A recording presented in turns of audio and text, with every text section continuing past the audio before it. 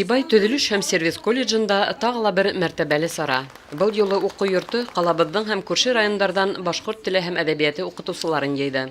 Тыуған телгә арналған төбәк конференцияла шулай уҡ Өфө ҡунаҡтары, Башҡортостандың халыҡ шағиры Хәҙим Аралбаев, республиканың атҡаҙанған мәҙәниәт эшмәкәре Флүр Ғәлимов ҡатнашты.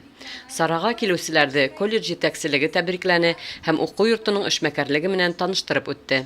В нашем колледже даже на сегодняшний день мы пишем под руководством воспитательного отдела концепцию воспитательного образования, где большое внимание именно уделяется воспитанию подрастающего поколения, где, можно сказать, большое внимание уделяется именно воспитанию через историю нашего края, через историю нашей поэзии, литературы, музыки, живописи. Сибай төҙөлөш һәм сервис колледжы йәш быуынды һөнәрле итеүҙән тыш даими рәүештә тәрбиә эшен алып барған уҡыу йорто иҫәпләнә. Бында Урал аръяғы төбәгенән, Силәбе, Ырымбур, Пермь өлкәләренән йәштәр күпләп белем ала. Әйткәндәй, колледжда башҡорт теле һәм әҙәбиәте дәрестәре лә бар. Беҙҙең Сибай төҙөлөш һәм сервис колледжында башҡорт теле дәрестәре алып барыла.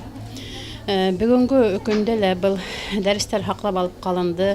Уҡыусыларға ҡыҙыҡлы итеп дәрес үткәрергә, уларға башҡорт теленә, башҡорт әҙәбиәтенә һөйөү тәрбиәләүҙе төрлө алымдар ярҙамында үткәрәм.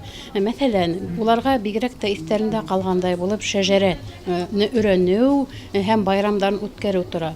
Мәғариф өлкәһендә 30 йыл тәжрибәһе булған уҡытыусы Гөлсинә Әхәт ҡыҙы белем биреү һәм тәрбиә эшендә иң отошло алымдарҙың береһе тип шәжәрә өйрәнеүҙе һанай.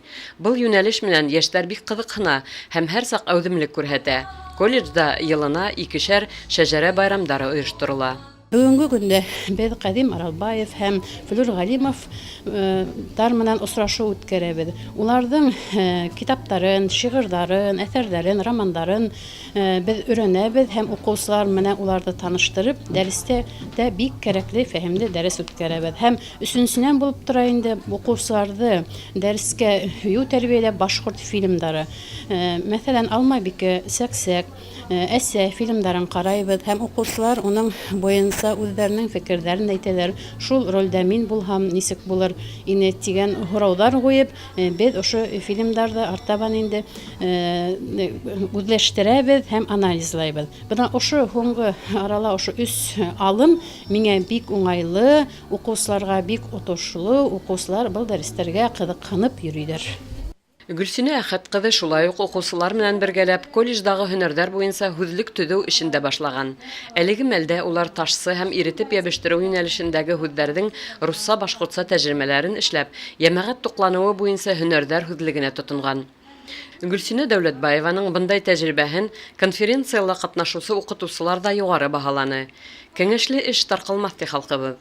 Мәктәптәрҙә, уҡыу йорттарында туған телде уҡытыу тәңгәлендә фекер алышыуҙар барған мәлдә ошондай саралар бик урынлы тип билдәләй мәғариф хеҙмәткәрҙәре. Гөлсәрия Абилева, Алик Ҡадыров, Гөлгөнә Рыҫкилдина, Яңылыҡтар хеҙмәте.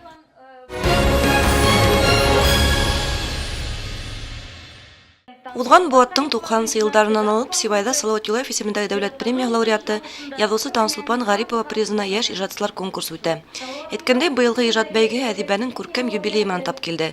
Ғүмер байрамын билдәләгән көндәрҙә әҙибә үҙенең исемендә үткәрелгән ижад бәйгеһендә еңеүселәрҙе тәбрикләргә, улар менән осрашырға Сибайға килде. Күп менә башланғыстар башлана ла ул шулай бөтөп китә. Нисектер менә инештәр йылға булып ағып китә алмай, ергә һеңеп, ҡайҙалыр юғалып ҡалған инештәр дә бар бит. Шишмәләр дә бар шундай. Ундайҙар бик күп. Бәғзеләре уларҙың ҙур йылғаға барып итә һәм ҙур йылға менән бергә диңгеҙгә, океанға ҡоя. Мына шуның шикелле булды беҙҙең был ижад бәйгеһе. Ул Хоҙайҙың рәхмәте булдымы, фатихаһы булдымы, мына 21-нсе йыл ул туҡтамайынса үҙенең шул шишмәнән инде йылғаға әйләнеп, бик күп бәләкәй генә шишмәләрҙе үҙенә ҡушып ағыуын белә. Хәҙер инде беҙ океан уҡ, диңгеҙ үк булмаһаҡ та ҙур ғына бер күл булдыҡ бит ул. Бынан 2 тиҫтә башланган шигырь конкурсы Аккар дигән исемдә уза. Башта Сибай кала студентлары, укучылары гына катнаша. Тора бара бәйгегә Урал районнарыннан да кул язмалар килә башлай. Беренче тур һәр мәктәптә үткәрелеп, унда еңүчеләр Сибайга йомгаклау тантанаһына сакырыла. Ел һайын үткәрелеп килгән бәйгенең һуңгы турына 30-40 бала сакырылды. Еңүчеләр берничә номинация буенча билгеләнде. Шигъри һәм сәсмә әсәрләрдән тыш журналистика юнәлешендә лә эштәр баһаланды. Бәйгенең гран-приһын Хәйбулла районы Татыр Үҙәк урта мәктәбе укучыһы Зөһрә Әхмәдиева яуланы. Проза номинациясында Елайыр районыннан Айгүзәл Муртаева беренчелеккә сыҡҡа, журналистика буйынса уның яҡташы Фидалия Ҡашҡарова алдынғылыҡты бирмәне. Баймаҡ районы Байыш мәктәбенән Айгизә Йәнбәкованың һәм Елайыр районы Һабыр мәктәбенән Тәнзилә Таһироваларҙың шиғырҙары иң яҡшылары тип табылды. Еңеүселәргә сараның ҡунағы яҙыусы Таңсулпан Ғарипова үҙенең китаптарын бүләк итте. Айгүл Хәмитова, Руслан Кравцов, Гөлгина Раскилдина, Яңылыҡтар хеҙмәте.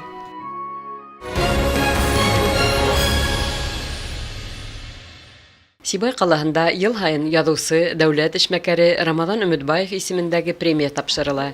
Әйткәндәй, был премия 2000 йылда булдырылғайны һәм шул иҫтәлекле мәлдән алып, ҡала премияһына әҙәбиәт, мәғариф, сәнғәт һәм публицистика өлкәһендә уңыштарға өлгәшкән 2 тиҫтәнән ашыу яҡташыбыҙ лайыҡ булды. Был исемлектә Сибай ҡалаһына яҡшы таныш булған уҡытыусылар Сәлимә Өмөтбаева, Рәсимә Айсыуаҡова, үҙешмәкәр композитор Зөһрә Фәйзуллина, тарихсылар Рамаҙан Утағолов менән Фуат Сөләйманов, режиссер Дамир Ғәлимов һәм башҡалар бар. Ошо көндәрҙә Рамаҙан Өмөтбаев исемендәге ҡала премияһына сираттағы конкурс иғлан ителде. Был сарала ҡалабыҙҙың мәҙәни үҫешенә тос өлөш индергән яҡташтарыбыҙ ҡатнаша ала. Премияға лайыҡ эштәрҙе ижади берекмәләр, предприятие һәм ойошмалар, нәшриәт һәм киң мәғлүмәт саралары редакциялары тәҡдим итә. Дәрәжәле баһаға дәғүә итеүселәрҙең материалдары 1 ноябрҙән алып 30-на тиклем ҡабул ителәсәк. Премия ҡағиҙәләре тураһында тулыраҡ мәғлүмәтте ҡала советының рәсми сайтында табырға мөмкин.